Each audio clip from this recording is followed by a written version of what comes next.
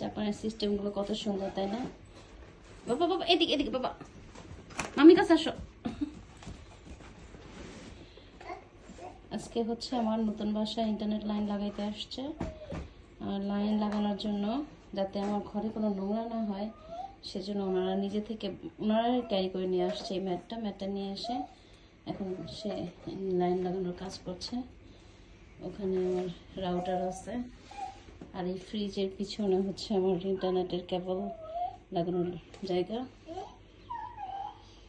তেমনই bye bye ইয়া যাই যাবো।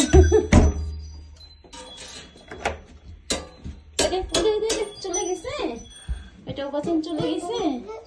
তোমার ওয়াইফাই লাইন দিয়ে গেছে? হ্যাঁ